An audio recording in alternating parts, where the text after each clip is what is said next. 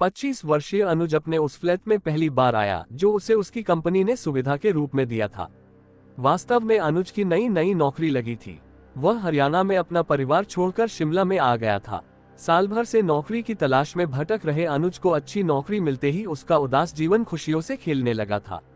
Company ने सुविधा के रूप में उसे जो फ्लैट दिया था, उस फ्लैट में प्रवेश करते ही अनुज के होठों से अनायास ही निकला था, वाओ, मोस्ट ब्यूटीफुल फ्लैट। वह भीतरी दरो दीवार तथा फ्लैट में मौजूद हर एक सामान को देखने के बाद बहुत प्रसन्न हुआ था।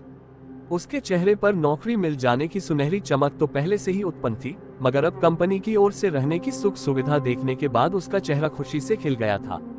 अपने जरूरी सामान से भरा बैग उसने कंधे से उतारकर नीचे फर्श पर छोड़ा तथा लंबे डग भरकर सामने पड़े सोफे पर जा बैठा। सोफे पर बैठते ही उसने सुकून महसूस करने जैसे अंदाज में आंखों को बंद करते हुए हलक से गहरी सांस छोड़ी।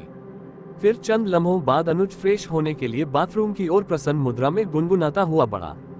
इतना ही नहीं, उसके थिरकते कदम उसकी गुनगुनाहट पर खुशी का इजहार स्पष्ट कर रहे थे। वह झूमता थिरकता वॉशरूम में पहुंच गया। बाथरूम में भीतर पहुंच अनुज ने सामने लगे आईने पर नजर डाली और एक शानदार स्टाइल में वह स्वयं को देखकर मुस्कुराया। फिर जल्द ही वह स्नान की तैयारी के साथ अपने काम में जुट गया। स्नान से निपटने के बाद जब उसने दोबारा खुद को आईने में देखने के लिए नजर उठाई तो चौंक गया। एकाएक उसके चेहरे से उलझन प्रकट हुई, आंखों में प्रश्न उभरा, क्योंकि इस बार आईना देखते हुए अनुज ने देखा था कि एक साथ कई दरारें आईने पर पड़ी हुई हैं। आईने पर पड़ी दरारें कुछ इस प्रकार थीं मानो किसी ने आईने के बीच में जोर से पत्थर मारकर उसे चटकाया हो, मगर अनुज ने ऐसी कोई आवाज न सुनी थी जिससे वह यह अनुमान कर सकता हो कि आईना पत्थर मारने पर ही चटका है। कुछ देर पूर्व उसने आईने को अपने सही रूप में देखा था, मगर अब आईना बुरी तरह दरारों से भरा उसकी आंखों के सामने था। अनुज समझ नहीं पाया था कि आखिर आईने में दरारें पड़ी किस प्रकार। वह उलझ बैठा था इस रहस्य में। आईने में पड़ी दरारें उसके स्नान के दौरान ही आई थीं। वह लगातार सोच रहा था कि आखिर इस बीच ऐसा क्या हुआ जिसके कारणवश आईने में दरारें पड़ गईं। लाख सोचने के बाद भी उसकी समझ में कुछ नहीं आया तो वह इसी उलझन में फंसा रहकर बाथरूम से बाहर निकल आया। रात 11 बजे अनुज अपने बेड पर लेटा एक हॉरर स्टोरी पढ़ रहा था। उसके फ्लैट में गहरी खामोशी छाई थी। एकांत में वह पूरे आनंद के साथ हॉरर स्टोरी का आनंद उठा रहा था। स्टोरी पढ़ते पढ़ते उसे काफी रात बीत गई थी। उसने सो जाने के इरादे से सामने लगी वॉल क्लॉक की तरफ दृष्टि उठाई, क्योंकि सुबह 6 बजे उसे अपनी ड्यूटी पर जाने के लिए उठना था।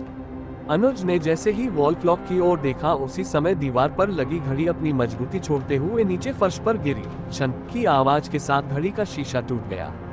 अनुज तुरंत बेड से उठा और उसने आगे बढ़कर घड़ी उठाई। वॉल क्लॉक पूरी तरह खराब हो चली थी।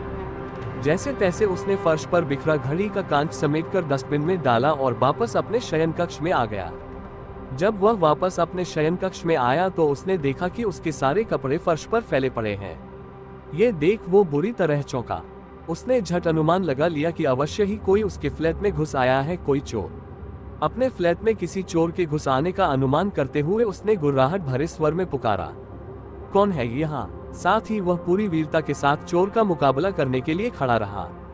जवाब के रूप में कुछ कदमों की गूंज उसने सुनी। ये समझते अनुज को अधिक समय न लगा कि कोई व्यक्ति उसके फ्लैट से भाग निकलने की कोशिश कर रहा है, क्योंकि फ्लैट में गूंज रही कदमों की आवाजें फ्लैट से बाहर की ओर जाती सुनाई दे रही थी।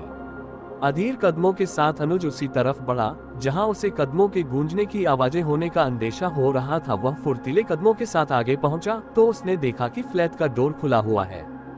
दरवाजा खुला जानकर अनुज को